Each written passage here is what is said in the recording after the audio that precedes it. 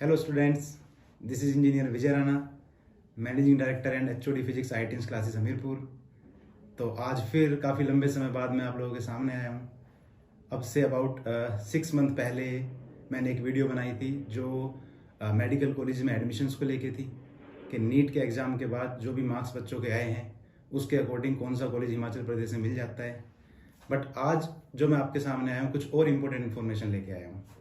जैसे आपको पता है कि आज 23 मार्च है, सीबीएसई बोर्ड का आज लास्ट एग्ज़ाम है। सीबीएसई बोर्ड फ्री हो जाएगा, आईपी का एग्ज़ाम है उनका। और जो एचपी बोर्ड है वो 29 को फ्री हो जाएगा, उनका फिजिकल का एग्ज़ाम है। अब बात आती है कि आफ्टर एग्ज़ाम जब हमारे बोर्ड के एग्ज़ाम कंप्लीट हो गए हैं, आगे का क्या करना है, आगे हमने किस फील्ड में जाना है। अगर मैं आपको एक छोटी सी बात बताऊं, एक बच्चे का फ्यूचर जो डिसाइड होता है वो होता है आफ्टर +2 वो क्या डिसीजन ले रहा है। स्कूलिंग तो हम फर्स्ट क्लास से करते हुए आ रहे हैं, बट आगे बच्चा किस पोजीशन पे पहुंचेगा, वो कितना पैसा कमाएगा, किस तरह का उसका लाइफस्टाइल होगा, ये सब डिपेंड करेगा कि +2 के बाद बच्चा क्या डिसीजन लेता है, कौन से कॉलेज से अपनी कोई भी डिग्री जो भी वो करना चाहता है उसको कंप्लीट करता है। तो जैसे स्पेशली हमारी जो एकेडमी है वो आईआईटी क्लासेस हमीरपुर, आप लोग जानते ही हैं, साइंस स्टूडेंट्स के लिए ये जो साइंस कैटेगरी वाले हैं, मेडिकल एंड नॉन मेडिकल। तो इसमें अब आप लोगों के लिए जो मेन चीज़ आती है सामने वो है नीट और जेई का एग्ज़ाम। आप लोग भी अब चाहेंगे कि जैसे ही हमारे बोर्ड के एग्जाम्स खत्म होते हैं तो हम नीट और जेई की कोचिंग ज्वाइन करें, जिसमें हम प्रिपेयर करेंगे नीट और जेई के एग्जाम के लिए। तो जो सीबीएसई बोर्ड है, सीबीएसई बोर्ड के लिए तो हम कल से बैच स्टार्ट कर रहे हैं क्योंकि बच्चे पूरी तरह से फ्री हो जाएंगे। बट जो एचपी बोर्ड है उनके लिए हम 30 मार्च से फर्स्ट बैच स्टार्ट करने जा रहे हैं नीट और जेई की प्रिपरेशन के लिए। अब बात ये आती है, आप लोगों के दिमाग में भी ये बात आएगी कि सर अगर हम टाइम ड्यूरेशन देखें नीट और जेई के लिए तो वो काफ़ी कम है।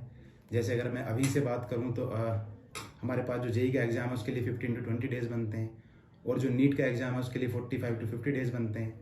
तो इतनी कम ड्यूरेशन में क्या पॉसिबिलिटी है हमारे लिए कि हम अपनी सीट ग्रैब कर सकते हैं हिमाचल प्रदेश में, कंपटीशन क्रैक कर सकते हैं? तो मैं बोलूँगा बिल्कुल कर सकते हैं, इम्पॉसिबल नहीं है।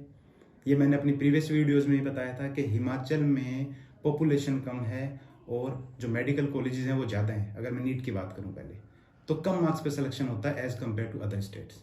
वहीं अगर मैं नॉन मेडिकल की बात करूं, जेई की बात करूं, तो जेई में भी क्या होता है, जैसे एनआईटी हमीरपुर की बात करें तो 50% स्टेट कोटा लगता है। तो यहाँ पे भी आप अगर देखोगे प्रीवियस ईयर का डाटा, तो बच्चा अगर जस्ट क्वालिफाई भी करता है, मैं इवन जनरल कैटेगरी की बात कर रहा हूँ, बच्चा जेई में जस्ट क्वालिफाई भी करता है तो total number of rounds 6 rounds होते हैं जेई के लिए। तो लास्ट तक उसको लास्ट ब्रांच जो मटेरियल साइंस वाला पार्ट है या इंजीनियरिंग फिजिक्स वाली ब्रांच है वो मिल जाती है। तो इसीलिए मैं बोल रहा हूँ कि स्ट्रॉन्ग पॉसिबिलिटी होती है कि आप कम ड्यूरेशन में भी अपनी एक सीट ग्रैब कर सकते हो। अब बात आती है कि ज्वाइन कैसे करें हम। जब एकेडमी ज्वाइन करने की बात आती है तो हम कैसे डिसाइड करें कि हमने कहाँ पे जाना है और किस तरह से अपने एग्जाम को प्रिपेयर करना है। तो बच्चों, मैं आपको एक ही बात बोलूँगा, आप +2 कर चुके हैं ऑलमोस्ट, आप एग्जाम्स हो गए हैं, बस रिजल्ट आना है। तो जो मेन चीज़ होती है किसी भी एकेडमी को ज्वाइन करने के लिए, उसके 2 पॉइंट होते हैं। First point faculty, second point results. इन दोनों के साथ हम कोई कंप्रोमाइज़ नहीं कर सकते। जैसे अगर हम बात करें इंफ्रास्ट्रक्चर की, आप देखेंगे कि भाई कोई ऐसी बिल्डिंग बनी हुई हैं, एसी लगे हैं, बड़े बड़े क्लासरूम्स हैं, तो मैं भी समझता हूँ और आप लोग भी जानते हैं कि ये सब चीज़ें मैटर नहीं करती। जो मैटर करता है कंपटीशन क्रैक करने के लिए वो है फैकल्टी। फैकल्टी कैसी है। अगर मैं अपनी एकेडमी की बात करूं तो आप लोग जो पहले से जुड़े हैं वो जानते भी हैं, 4 साल हमें कंप्लीट हो चुके हैं आईआईटी क्लासेस हमीरपुर को। हमारी एक सिंगल ब्रांच है हमीरपुर में। अगर आप देखेंगे हमारा कोई भी एडवर्टीजमेंट देखें, हमारी वेबसाइट चेक करें या इवन हमारा फेसबुक चेक करें, हमारे आपको हर एक एडवर्टीजमेंट फैकल्टी की photo with educational qualification with profile आपको मिलेगा। तो सबसे बड़ी चीज़ फैकल्टी स्टेबल है, 4 साल से कोई भी टीचर चेंज नहीं हुआ है।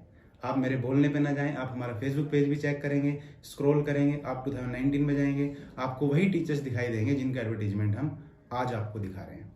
दूसरी चीज़, फैकल्टी स्टेबल प्लस जो भी फैकल्टी है। जैसे मैं खुद की बात करूं, आपने एडवर्टीजमेंट में देखा होगा, मैं खुद आईआईटी खड़गपुर से पास आउट हूँ, एरोस्पेस इंजीनियरिंग की है मैंने, खुद कंपटीशन क्रैक किया है। अपने टाइम में चेन्नई से कोचिंग की थी, मैथ्स वाले से एनआईटी हमीरपुर से पास आउट हैं, कोटा से कोचिंग की थी।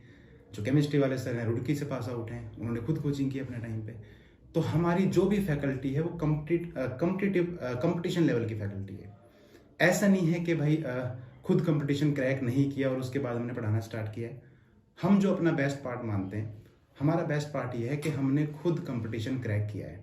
हमें पता है कि क्या पेन होता है, किस तरीके से चीज़ें हमने फेस करनी पड़ती हैं जब हम एग्जाम की प्रिपरेशन करते हैं। नेगेटिव मार्किंग वाले पार्ट को हमने कैसे डील करना है। क्योंकि बच्चों एक बात आप जरूर याद रखना, कंपटीशन में जो सबसे अलग चीज़ आपको देखने को मिलेगी, first is negative marking and second is non uniform distribution of question paper. अब non uniform distribution of question paper का मतलब क्या है, ये भी अगर मैं आपको थोड़ा आइडिया शेयर करूं। आपने देखा होगा फर्स्ट क्लास से लेके +2 तक जब हम पेपर देते हैं, फॉर एग्जांपल 20 क्वेश्चन है पेपर में, तो स्टार्टिंग के क्वेश्चन हर कोई जानता है कि थोड़े आसान होते हैं क्योंकि 1 मार्क 2 मार्क के होते हैं, और जो डिफिकल्ट क्वेश्चन होते हैं वो लास्ट में होते हैं क्योंकि वो 4 मार्क 5 मार्क लेंथी क्वेश्चन होते हैं। कंपटीशन पहले इसी चीज़ को ब्रेक करता है। एग्जामिनर क्या करता है, जो बच्चा बचपन से सीखते हुए आया +2 तक, उस चीज़ को कंप्लीटली चेंज कर देगा। कंपटीशन में नॉन यूनिफॉर्म पेपर का डिस्ट्रीब्यूशन होगा। फॉर एग्जांपल जैसे मैं फिजिक्स पढ़ाता हूँ, फिजिक्स का पेपर आप अटेम्प्ट कर रहे हैं, तो आपको नहीं पता कि कौन सा क्वेश्चन अचानक से टफ आ जाए, कौन सा क्वेश्चन ईजी आ जाए। हो सकता है स्टार्टिंग के 5-7 क्वेश्चन बिल्कुल डिफिकल्ट हो और लास्ट में आपको ईजी मिले, हो सकता है बीच में ईजी मिले। तो एग्जामिनर करता है क्या है कि नॉन यूनिफॉर्म डिस्ट्रीब्यूशन करके कुछ बच्चों को तो ऐसे ही तोड़ देता है, मोरल डाउन करा देता है उनका। बच्चे घबरा जाते हैं कि यार ऐसे हमने इतनी प्रिपरेशन की, 4-5 क्वेश्चन तो स्टार्टिंग के ऐसे हैं कि हमें पता ही नहीं चल रहा है कि कैसे सोल्व करना है उसको। तो ये सारी चीज़ें होती है। अब नॉन यूनिफॉर्म डिस्ट्रीब्यूशन वाले पार्ट को कैसे मैनेज करना है, पेपर को अटेम्प्ट कैसे करना है, क्योंकि कंपटीशन में हमारे पास इतना टाइम नहीं होता। जैसे बोर्ड में एक तरीका होता है कि हम पहले पेपर पूरा रीड करेंगे, उसके बाद फिर अटेम्प्ट करना स्टार्ट करेंगे। कंपटीशन में ऐसे नहीं होता। यहाँ पे आपने पहला क्वेश्चन देखा, आता है तो करना है, नहीं आता तो फिर आगे कैसे प्रोसीड करना है, वो सारी चीज़ें हमें लगता है कि हम आपको ज़्यादा बेटर तरीके से गाइड कर सकते हैं, क्योंकि हमने खुद कंपटीशन क्रैक किया है। हमें पता है क्या क्या चैलेंजेस होते हैं, हमें पता है जब पेपर सामने आता है और कोई क्वेश्चन गलत हो जाता है तो घर वाले और रिश्तेदार सब पेपर में दिखाई देते हैं कि पेपर क्रैक नहीं हुआ, रिजल्ट नहीं बना, तो घर वाले क्या बोलेंगे, पड़ोसी क्या बोलेंगे, रिश्तेदार क्या बोलेंगे। तो ये चीज़ें हमने खुद फेस की है। तो बच्चों मैं यही बोलूँगा आपसे कि हम कल CBSE बोर्ड का बैच स्टार्ट करने जा रहे हैं। कल मीन्स 24 मार्च ऑफ 2023 और 30 मार्च को हमारा फर्स्ट बैच HP बोर्ड का स्टार्ट होने जा रहा है। आपको स्टेबल फैकल्टी मिलेगी, आप हमारे यहाँ पे ज्वाइन करते हैं तो। साथ ही साथ आप अगर रिजल्ट वाला पार्ट भी देखेंगे तो हाईएस्ट नंबर ऑफ सिलेक्शंस हैं from a single branch academy. आप ये भी चेक कर सकते हैं। आपको यहाँ ज्वाइन करने के बाद ऐसा बिल्कुल भी फील नहीं होगा कि टीचर चेंज हो जाएंगे या टीचर कंपटीशन लेवल के हैं या नहीं हैं। आप जब पढ़ेंगे you will feel the difference. आपने कुछ भी फिजिक्स केमिस्ट्री मैथ्स पढ़ा है अभी तक, जब यहाँ पे आप एक एक क्लास आके लगाएंगे तो आपको खुद पता चल जाएगा कि क्या डिफरेंस है और किस तरीके से आप लोग चीज़ें सीख रहे हैं। और अब अगर हम बच्चों आगे कंटेंट की बात करें तो स्टडी मटेरियल मेन पार्ट होता है। स्टडी मटेरियल हमारा खुद का डिज़ाइन किया हुआ है। जो भी मॉड्यूल्स हम आपको प्रोवाइड करेंगे उससे अलग आपने कोई बुक नहीं खरीदनी है, किसी बुक्स पे जाने की जरूरत नहीं है। क्योंकि होता क्या है कि जैसे अगर मैं फिजिक्स की बात करूँ अपने सब्जेक्ट की, आप प्रिपरेशन करते हैं तो होता है एक पड़ोसी बोल देगा आपको कि भाई HC वर्मा प्रिपेयर करो, कोई बोल देगा DC पांडे करो, है ना, अलग अलग बुक्स के नेम बताते हैं। आप लोग भी जानते हैं कि अभी हम प्रिपेयर कर रहे हैं क्रैश कोर्स के लिए। इसमें हमारे पास इतना टाइम नहीं होता कि हम बड़ी बड़ी बुक्स के पीछे भागें। तो हमने क्या किया है, हर एक सब्जेक्ट के लिए R&D करके खुद ही बुक्स डिजाइन की हैं। उन बुक्स में क्या है कि आपको जो क्वेश्चंस मिलेंगे वो अलग अलग लेवल के हिसाब से मिलेंगे। जैसे हमने प्रीवियस ईयर डाला है, प्रीवियस ईयर इसलिए डाला हुआ है ताकि जब टीचर्स आपको चैप्टर पढ़ा देंगे या आप थोड़ी उसके बाद सेल्फ स्टडी करोगे तो आपको क्वेश्चंस करने के बाद, जो प्रीवियस ईयर के क्वेश्चंस हैं उनको सोल्व करने के बाद आपको पता चले कि भाई हाँ हमारी स्टडी कंपटीशन लेवल पे हुई है या नहीं हुई है, या टीचर ने जो हमें पढ़ाया है वो पढ़ने के बाद क्या हम प्रीवियस ईयर के क्वेश्चन सोल्व कर पा रहे हैं या नहीं। तो एक तो प्रीवियस ईयर वाला पार्ट हमने डाला हुआ है। दूसरा क्या है कि R&D करने के बाद जिस टाइप के क्वेश्चंस की हमें लगती है कि ईच एंड एवरी चैप्टर से पॉसिबिलिटी है कि आ सकते हैं, वो क्वेश्चंस हमने डाले हुए हैं। तो मैं यही सजेस्ट करूंगा कि आपको उन मॉड्यूल से बाहर जाने की जरूरत नहीं है। जो भी ड्यूरेशन है उस ड्यूरेशन के अंदर क्लास के नोट्स, जो हम नोट्स आपको प्रोवाइड करेंगे, साथ ही साथ जो हम स्टडी मटेरियल देंगे वो आपने फॉलो करना है। तो बच्चों अब लास्ट में फिर से एक बार बताता हूँ आपको कि 24 मार्च मतलब कल हम CBSE का एक बैच स्टार्ट करने जा रहे हैं, और 30 मार्च 2023 से स्पेशली एक HP बोर्ड का बैच स्टार्ट होगा। तो मिलते हैं फिर 30 मार्च 2023 को।